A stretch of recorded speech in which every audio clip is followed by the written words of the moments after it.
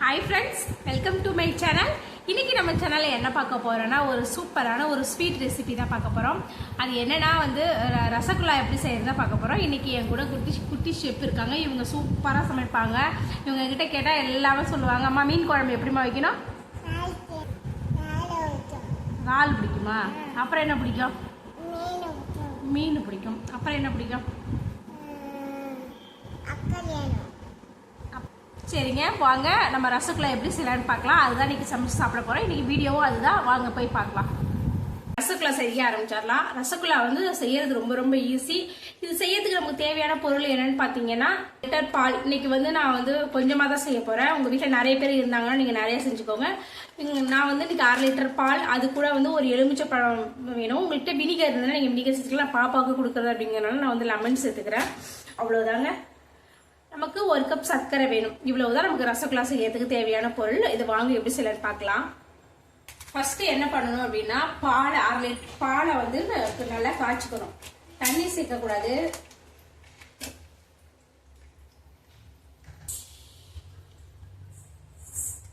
இப்ப பால் நல்லா கொதிக்கட்டும். பால் நல்லா கொதிச்ச பிறகு இதுல நம்ம லெமன் ஜூஸ் சேர்த்து அதை நம்ம திரிய வச்சுக்கலாம். பால் கெட்டு போய் அதை நம்ம பிசைஞ்சு எடுத்தா அதுதான் ரசகுல்லா. வாங்க நம்ம அடுத்த ஸ்டெப் செய்யலாம். அதுக்கு நான் லெமன் எடுத்துக்கிறேன். லெமனை கட் பண்ணி இதோட சாறை நான் புழிஞ்சு எடுத்துக்கிறேன்.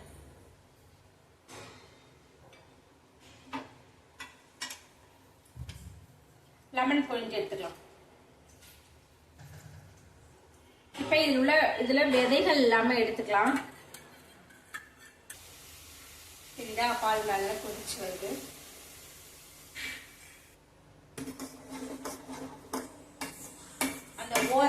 அந்த ஓரம்லாம் ஆடை படியும்ல, அதெல்லாம் நம்ம சேர்த்து கிண்டி விட்டுக்கலாம். இருக்கட்டும். இப்ப போய் நம்ம குட்டி ஷெஃப் என்ன பண்றாங்கன்னு போய் பார்க்கலாம்.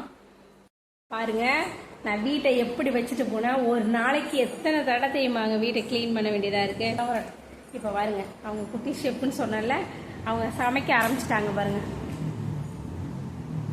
சத்திகாமா என்ன சமைக்கிறீங்க? என்ன குழம்பு? என்ன சமைக்கிறீங்க? பாருங்க, அவங்க என்னெல்லாம் வச்சிருக்காங்க பாருங்க. சூப்பரா அடுப்பு வச்சிருக்காங்க, மிக்ஸி வச்சிருக்காங்க, பாத்திரம்லாம் வச்சிருக்காங்க, கரண்டி எல்லாமே வச்சிருக்காங்க. பாருங்க, சத்திகாமா என்ன சமைக்கிறீங்க? என்ன? மீன் குழம்பா? மீன் குழம்பு எப்படி வைக்கணும்னு சொல்லுங்க அம்மாவுக்கு. மீன் குழம்புக்கு ஃபர்ஸ்ட் என்ன போடணும்? வெங்காயம் போட்டு, பச்சை மிளகாய் போட்டு, அப்புறம் அவ்வளவுதாங்க. பால் நல்லா கொதிச்சிருச்சு. இப்ப இதுல நம்ம லெமன் ஜூஸ் சேர்த்துக்கலாம். லெமன் ஜூஸ் கொஞ்சம் கொஞ்சமா சேர்த்துக்கோங்க. அடுப்பை சிம்ல வச்சுக்கோங்க. சிம்ல வச்சுட்டு இதுல லெமன் ஜூஸ் அப்படியே சேர்த்துக்கோங்க.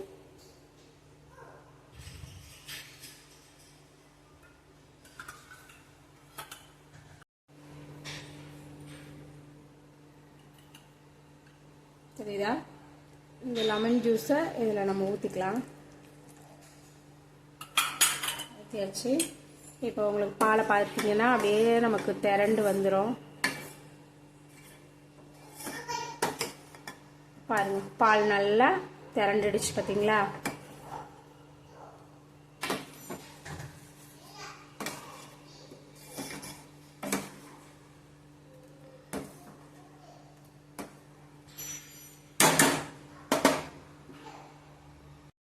இப்போ இந்த பால் திரண்டுடுச்சா, இதுதான் நமக்கு பன்னீர். இப்போ இதை நம்ம வடிகட்டி இதை 2-3 டைம் நல்லா வாஷ் பண்ணி தண்ணியை ஊற்றி கழுவி எடுத்துக்கலாம். அப்பதான் நம்ம லெமன் சேர்த்துருக்கோம்ல, அதுல புளிப்பு ரசகுல்லால இல்லாம இருக்கும்.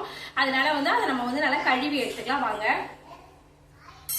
இப்ப பாத்தீங்கன்னா இந்த மாதிரி நல்லா ஒயிட் துணி எடுத்துக்கோங்க. இந்த மாதிரி ஒயிட் துணியில இதை நம்ம நல்லா ஃபில்டர் பண்ணி எடுத்துக்கலாம். உங்களுக்கு நான் எப்படி ஃபில்டர் பண்ணி காட்டுறேன் பாருங்க.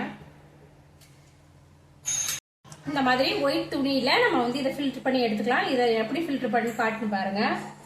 பாருங்க, இந்த மாதிரி ஒயிட் துணியில நம்ம ரெடி பண்ணி வச்சிருக்கிற அந்த பாலை நம்ம திரிஞ்சோம்ல, அதை இதுல சேர்த்துக்கோங்க.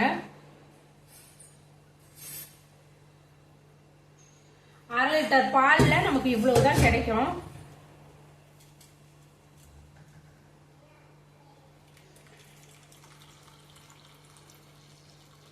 இதை வந்து ஊற்றிடலாம்.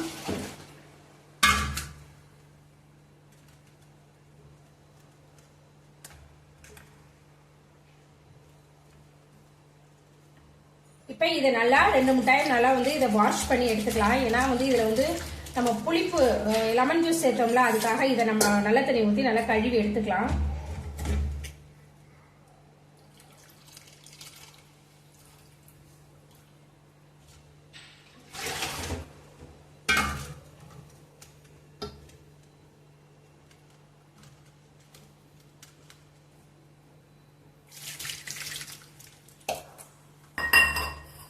இதில் நம்ம தண்ணி ஊற்றி கழுவணும் அப்படிங்கிறதுல நமக்கு சூடாக இருக்காது. அதனால நல்லா புழிஞ்சுக்கோங்க. புழிஞ்சு அதோட தண்ணி எல்லாத்தையும் நல்லா எடுத்துக்கோங்க. என்ன பண்ண போகிறோம் அப்படின்னு பார்த்தீங்கன்னா, இதை நல்லா சுற்றிக்கோங்க. இதை நல்லா சுற்றிட்டு இது மேலே வந்து பன்னீரை வச்சுட்டு மேலே வந்து ஒரு இடிக்கல் இருக்குல்ல, அதை வந்து நல்லா இதை வச்சு ஸ்ட்ராங் பண்ணி வச்சுட்டோம்னா இருக்கிற தண்ணி எல்லாமே நம்ம ஃபில்டர் பண்ணி ஆகும். இது வடியத்துக்கு எப்படியும் ஒரு 1/2 மணி நேரம் ஆகும். நம்ம 1/2 மணி நேரம் வெயிட் பண்ணலாம். இப்போ அது வந்து 1/2 மணி நேரம் வெயிட் பண்ணட்டும். இப்போ அது 1/2 மணி நேரத்துல தண்ணி ஃபில்டர் ஆகிறதுல நான் உங்ககிட்ட ஒரு கேள்வி ஒன்று கேட்குறேன். அதுக்கு நீங்கள் பதில் தெரிஞ்சா சொல்லுங்க. என்னன்னா, இது ஒரு விடுகதை மாதிரி தான். ஒரு நாட்டில் ஒரு ராஜாவும் ராணியும் இருந்தாங்க. அந்த நாட்டுக்கும் பக்கத்து நாட்டுக்கும் ஒரு தடவை போர் நடந்துருச்சு. அப்ப என்ன பண்ணாங்களா, அந்த பக்கத்து நாட்டுல உள்ள ராஜா வந்து இந்த நாட்டு ராஜா ராணியை வந்து கடத்திட்டு ஒரு இடத்துல போய் பதுக்கி வச்சுட்டாங்களாம். இந்த ராஜா எங்கெங்கேயே தேடியும் அவரால் கண்டே பிடிக்க முடியலையா. ஒரு வழியா தேடி கண்டுபிடிச்சு அந்த ராணி இருக்கிற இடத்த வந்து கண்டுபிடிச்சிட்டாராம். அப்ப ராணி முன்னாடி போய் அந்த ராஜா போய் நிற்கும் போது அந்த ராணி கேட்டாங்களாம், எப்படிங்க என்னைய வந்து என்னை வந்து யாருக்குமே தெரியாத இடத்துல தானே மறைய வச்சிருந்தாங்க, நீங்க எப்படி கண்டுபிடிச்சிங்க அப்படின்னு சொல்லுதோம். அப்போ அந்த ராஜா வந்து ஒரு விடுகதை போட்டாராம். அவர் என்ன சொன்னாராம் அப்படின்னா, கறக்காத பால், நம்ம வந்து மாட்டுல இருந்து பால் கறப்போம், அந்த மாதிரி கறக்காத பால், எடுக்காத தேன், திரிக்காத திரி. எடுக்காத தேன்னா நம்ம வந்து மரத்துல பொந்துல எல்லாம் தேன் தானே எடுப்போம், அந்த மாதிரி எடுக்காத தேன். அப்புறம் திரிக்காத திரி, இப்போ நம்ம தென்னை நார் இருக்குல்ல, அதை திரிச்சாதான் நமக்கு கயிறு வரும். அந்த மாதிரி கயிறு வந்து எப்பவுமே திரிச்சா, ஒரு பஞ்சுனா அதை திரிச்சாதான் நமக்கு வந்து நூல் வரும். அந்த மாதிரி திரிக்காத திரி, அதனாலதான் நான் வந்தேன் அப்படின்ட்டு அந்த ராஜா சொன்னாராம்.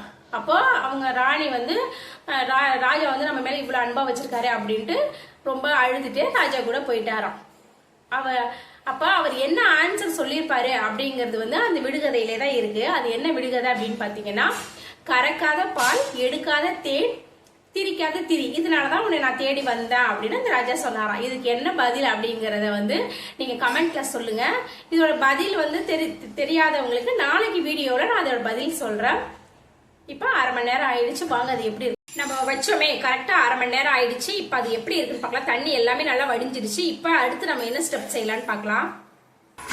இந்த மாதிரி பெரிய பாத்திரத்துக்கு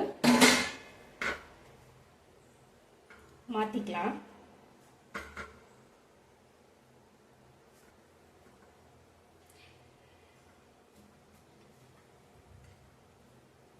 இதுதாங்க வந்து பன்னீர். தெரியுதா எவ்வளோ அழகா இருக்குன்ட்டு? நம்ம கடையில வாங்குற பன்னீர் இதுதாங்க. இப்போ வந்து இப்ப உதிரி உதிரியா இருக்க மாதிரி இருக்கும். இதை நல்லா அழுத்தி கையை வச்சு நல்லா பிசைஞ்சு எடுத்துக்கோங்க. நம்ம வந்து 10 நிமிஷத்துக்கு இதை நம்ம பிசைஞ்சாதான் நல்லா பேஸ்ட் மாதிரி நமக்கு வரும். நம்ம வந்து போடும்போது நமக்கு உடையாம நல்லா உருண்டையா வரும். அதுக்காக தான் நல்லா பிசைஞ்சுக்கோங்க. நல்லா அழுத்தி இழுத்து பிசைஞ்சுக்கோங்க. நல்லா ஒரு பேஸ்ட் மாதிரி வரும். அந்த அளவுக்கு நல்லா பிசைஞ்சுக்கணும்.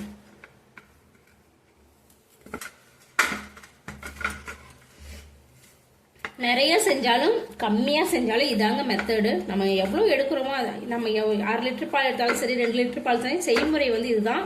நீங்க உங்களுக்கு வீட்டுக்கு தகுந்த மாதிரி நீங்க நல்லா உங்க அளவு வந்து நீங்க எடுத்து செஞ்சுக்கோங்க. நான் எங்க வீட்டுல கம்மியா இருக்காங்க அப்படிங்கறதுனால நான் வந்து 6 லிட்டர் பால் எடுத்துக்கேன். உங்க வீட்டுல நிறைய பேர் இருந்தாங்கன்னா நீங்க 1 லிட்டர் 2 லிட்டர் அந்த மாதிரி எடுத்துக்கோங்க. 2 லிட்டர் பால் அது மாதிரிலாம் எடுத்தா நல்லா 17-20 பால்ட்ட கிடைக்கும். ஏதாச்சும் நம்ம ஃபெஸ்டிவல், தீபாவளி அந்த மாதிரி டைம்லாம் செய்யும்போது நம்ம நிறைய செஞ்சுக்கலாம். இந்த அளவுக்கு நல்லா உருட்டி திரட்டிக்கோங்க.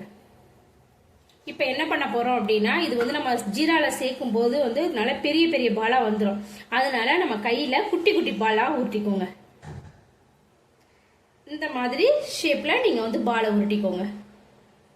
குட்டி குட்டி ஷேப்பா தான் உருட்டுறேன். எனக்கு 6 லிட்டர் பால்ல வந்து 10 பால் தான் கிடைச்சிருக்கு. நீங்க நிறைய 2 லிட்டர் பால் அது மாதிரி செஞ்சீங்கன்னா நீங்க 20, 30 அந்த மாதிரி உருண்டை கிடைக்கும். நான் கடைசியில சின்ன சின்ன உருண்டையா செஞ்சேன். எனக்கு 10 பால் தான் இருக்கு. இப்போ நம்ம இதுக்கு ஜீரா ரெடி பண்ணி அதுல இதை நம்ம போட்டு நம்ம ரெடி பண்ணிக்கலாம். வாங்க எப்படி செய்யலாம்னு பார்க்கலாம். ரசகுல்லா செய்யும்போது இந்த மாதிரி அகலமான பாத்திரத்தை எடுத்து வச்சுக்கோங்க. ஏன்னா வந்து நம்ம உருண்டை போடும்போது கொஞ்சம் குறுகலா இருந்துச்சுன்னா அது நம்ம கிண்டும் போது ஒன்னோட ஒன்று சேர்ந்து உடஞ்சிரும். இந்த மாதிரி அகலமா இருந்துச்சுன்னா நமக்கு ஜீரால நல்லா கிண்டுறதுக்கு வசதியா இருக்கும். இது இந்த மாதிரி பாத்திரம் வச்சுக்கோங்க. இதுல பாத்தீங்கன்னா நான் இதுல ஒரு 1/2 கப் சர்க்கரை சேர்த்துக்கிறேன். 1/2 கப் சர்க்கரைக்கு வந்து இதுல நான் 2 கப் தண்ணி சேர்த்துக்கிறேன். கொதிக்கிற வரைக்கும் நம்ம வெயிட் பண்ணலாம். தண்ணி நல்லா கொதிச்சிருச்சு. நம்ம பாகு பதம்லாம் வேண்டியது இல்லை. ஓரளவு தண்ணி கொதிச்சு வந்தாலே போதும். இப்போ நம்ம வந்து ரசகுல்லா ரெடி பண்ணலாம். அது பாலை வந்து அந்த ஜீரா நல்லா கொதிக்க வச்சு இறக்கணும்னா நமக்கு சூப்பரா ரசகுல்லா ரெடி ஆயிடும்.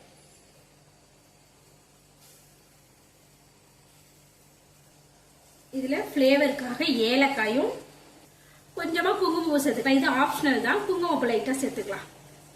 இந்த ஜீரால வந்து தண்ணி நல்லா ஊறட்டும். நம்ம ஒரு 5 நிமிஷம் கழிச்சு வெயிட் பண்ணலாம்.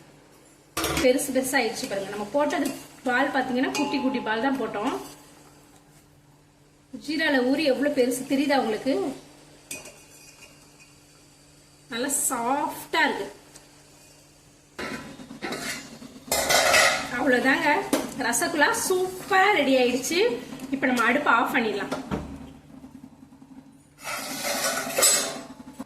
பாத்தீங்களா, ரசகுல்லா சூப்பரா ரெடி ஆயிட்டு செம்ம சூப்பரா இருக்கு. இப்ப வந்து சூடா இருக்கு. ஆறுனது உங்களுக்கு நான் அவ்வளவுதாங்க, ரசகுல்லா ரெடி ஆயிடுச்சு. இப்ப நான் உங்களுக்கு டேஸ்ட் பண்ணி பாக்குறேன். இது பாருங்க எவ்வளவு ஜீரா உறிஞ்சிருக்கு பாருங்க. நீங்க ஜீரா கூட சாப்பிடணும்னு சாப்பிடலாம். செம்ம டேஸ்டா இருக்குங்க. இந்த உள்ள எவ்வளவு சாஃப்டா இருக்கு. குட்டி ஷேப் வந்து தூங்கிட்டாங்க. அவங்க எழுந்திரிச்சுதான் அவங்களுக்கு கொடுக்கலாம். அவ்வளவுதாங்க, இவ்வளவுதான் இன்னைக்கு வீடியோ. இன்னைக்கு இந்த வீடியோ பிடிச்சிருந்துச்சுன்னா மறக்காம சப்ஸ்கிரைப் பண்ணி சப்போர்ட் பண்ணுங்க. நாளைக்கு இதே மாதிரி வேற ஒரு ரெசிபியோட பார்க்கலாம். வீடியோல ஏதாச்சும் குறைகள் இருந்தாலும் மறக்காம கமெண்ட்ல சொல்லுங்க. மறக்காம சப்ஸ்கிரைப் பண்ணிக்கோங்க. நாளைக்கு பார்க்கலாம். டாடா பாய். மறக்காம விடுகதைக்கு விடை கமெண்ட்ல சொல்லுங்க.